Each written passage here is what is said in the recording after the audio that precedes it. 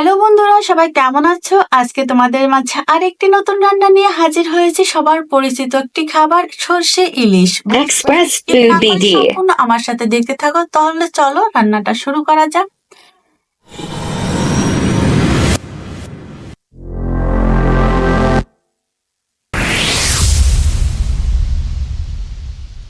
সর্ষে ইলিশ রান্না করার জন্য আমি বাজার থেকে গোটা ইলিশগুলো এনেছি। আমি ওগুলোকে কেটে নিচ্ছি। ভাবলাম সবাই তো এটা রেসিপি দিয়ে রয়েছে, আমি আজকে একটু তোমাদের মাঝে আলাদাভাবে শেয়ার করে দিই। সব থেকে সহজভাবে, সহজ টেকনিকে আমি মাছগুলোকে সুন্দরভাবে কেটে নিচ্ছি। সবগুলো মাছ একত্রেই আমি কেটে নেব। একদমই শর্টকাট এবং অল্প উপকরণ দিয়ে কিভাবে সর্ষে ইলিশটা রান্না করছি, ভিডিওটি কিন্তু একটু স্কিপ করবেন না এবং লাইক দিয়ে সম্পূর্ণটা দেখার অনুরোধ রইল। ভালো লেগে থাকলে Express অবশ্যই Food কমেন্ট BD. করে জানাবে কেমন হয়েছে রান্নাটি।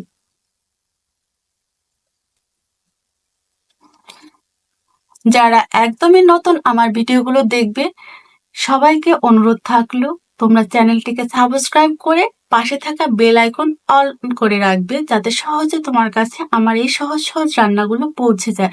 ভিডিওগুলো দেখে বন্ধ করে নেবে, না হলে কিন্তু ভিডিও বন্ধুত্ব কেটে যায়। বারবার সবাইকে একই অনুরোধ করছি, কারণ এটা আমার সাথে বারবার হয়ে আসছে। আমি মাছগুলোকে বড় বড় পিস করে কেটে নিয়েছি। সবাই এটি কম বেশি রান্না করেছো। আমি একবারে পরিষ্কার করে নিয়ে নিয়েছি।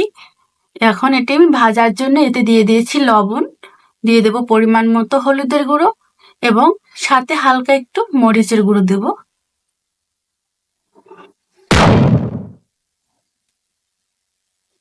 এবার হাত দিয়ে আমি মাছটাকে মেখে নিচ্ছি। ভাজার জন্য এটা আমি তৈরি করে নিলাম। এবার আমি প্যানে কিছুটা পরিমাণে তেল দিলাম। দেখো কতটা পরিমাণে তেল দিয়েছি। এই তেলে করে মাছগুলোকে সব ভেজে নেব। অল্প অল্প করে মাছগুলোকে দিয়ে নিয়েছি এবং এটিকে সুন্দর করে লালচে করে আমি ভেজে নেব। Express Food BD. পাশ পাশ ফিরিয়ে মাছগুলোকে আমি ভেজে নিয়েছি।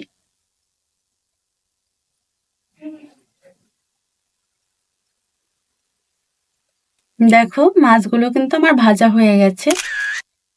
এইবারে আমি কড়াইতে সবগুলো তুলে নিয়ে ফোড়ন দিয়ে দিলাম, জিরে এবং তেজপাতা ফোড়ন। এরপরে আমি মশলাটাকে সুন্দর করে একটু জলের সাথে আমি জ্বালিয়ে নেব এবং মিশিয়ে নিচ্ছি। তেল, হলুদ, মরিচ এবং লবণ এটিকে সুন্দর করে জ্বালিয়ে নিচ্ছি। তার ভিতরে আবার একটু অল্প পরিমাণে তেল দিলাম। প্রথমে কিন্তু হালকা দিয়েছিলাম, তারপরে আবার অল্প একটু পরিমাণে দিয়ে দিলাম যাতে পুড়ে না যায়।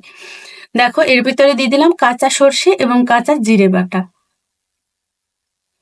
এইটুকুই কিন্তু মশলা গেল আমার এই সর্ষে ইলিশ রান্নার জন্য। এর ভিতরে দিয়ে দেব মাছ রান্নার জন্য পরিমাণ মতো জল। দেখো বন্ধুরা, কত শর্টকাট এবং সহজ পদ্ধতিতে, কোনো ঝামেলা ছাড়াই যখন জলটা একদম উতরে আসছে, তার ভিতরে কিন্তু আমি মাছগুলোকে দিয়ে দেব জালের জন্য।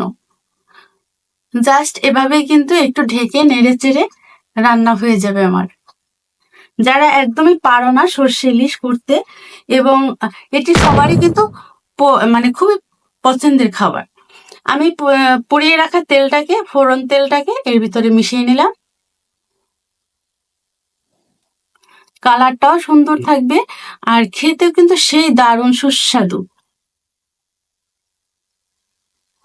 দেখো বন্ধুরা, রান্নাটা আমার প্রায় শেষ হয়ে আসছে। কেমন লেগেছে অবশ্যই কমেন্ট করে জানাবে। আজকের মতো বিদায় নিচ্ছি।